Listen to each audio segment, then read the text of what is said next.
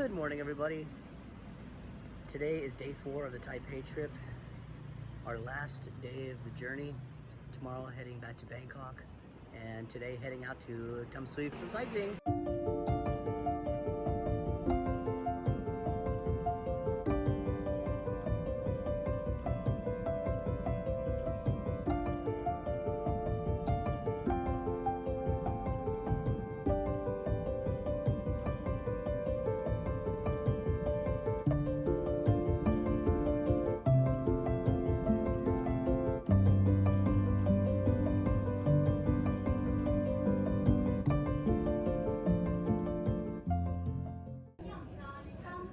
Welcome to Tamsui.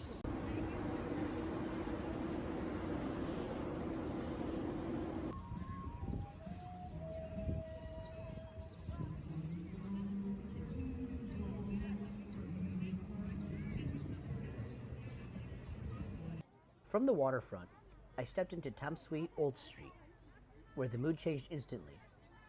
Crowded lanes, bright storefronts, and people everywhere.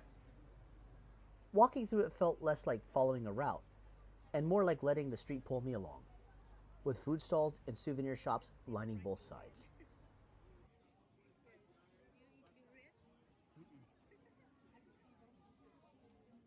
One stall even caught my attention with fried durian, definitely one of the more unexpected things I saw.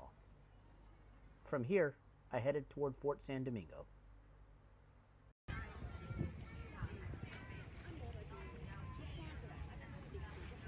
On the way to Fort San Domingo, one of Tamsui's best-known historic sites, I came across a piece of Taiwan's past that many visitors may not know. For centuries, the island was widely known in the West as Formosa. Right across the street are the remains of the British Consulate boat shelter, a reminder of Tamsui's international past. Taiwan, then widely known in Europe as Formosa, attracted several maritime powers. Portuguese sailors popularized the name Formosa. The Spanish and Dutch established colonial footholds, and Britain later maintained a consular presence here in Tamsui. Welcome to Fort San Domingo in Tamsui, originally established by the Spanish in the 1600s during their presence in northern Formosa. The flags outside reflect the different powers connected to this site over time, including Spain, the Netherlands, Koxinga's government, the Qing dynasty, Britain, Japan, Australia, the United States.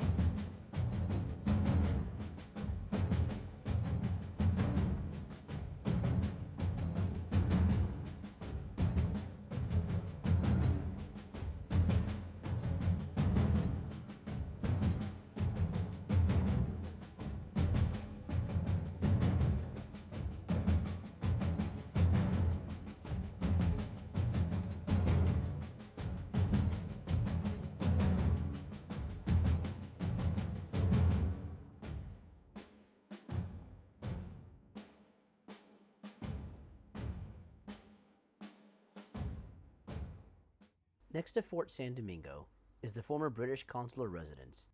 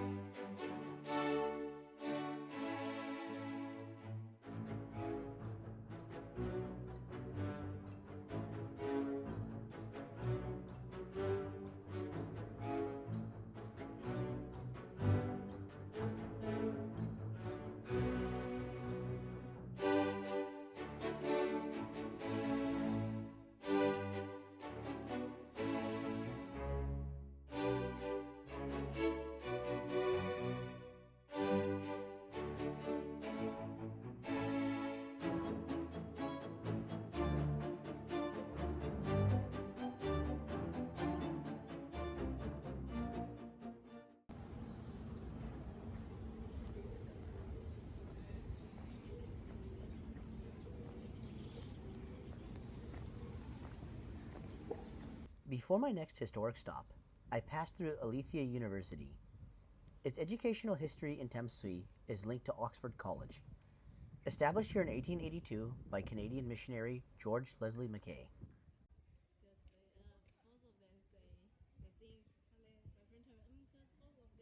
A short walk away is the Tamsui Customs Officer's Residence, commonly known as the Little White House.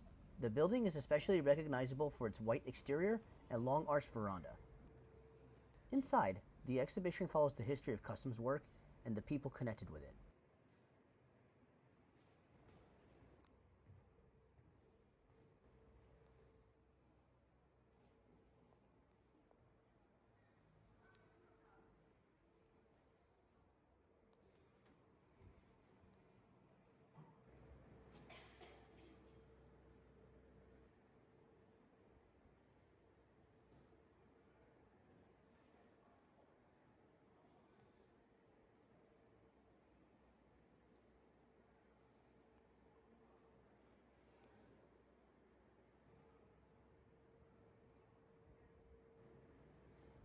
Maps, models, and everyday objects help explain how the port operated and how officials lived. From the veranda, the view opens back toward Tamsui, linking the residence once again with the port below.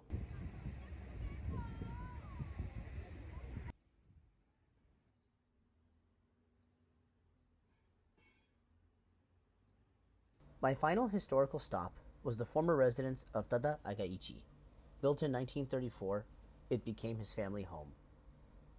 The preserved rooms and displays focus on the layout and everyday routines of a Japanese-style residence from that period, with original wooden features still visible. The house was also among the early private residences in Tamsui to be connected to tap water. Today, it is preserved as a historic site documenting one part of Tamsui's 20th century social and architectural history.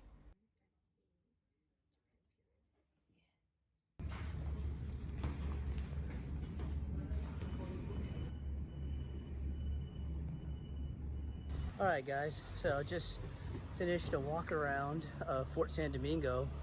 Very interesting to see this history. I only learned about colonial history in Taiwan very recently. A friend of mine here mentioned about Fort San Domingo, and obviously being a history buff, I looked it up and glad I got to see it for myself. It's absolutely amazing. If you ever happen to visit Taipei, definitely go to Tamsui. It's easily accessible by Taipei's MRT. So just take the red line all the way up north, and the last stop is in Tamsui. The last 4 days have been absolutely amazing, and I look forward to the next adventure, and I'll see you guys later.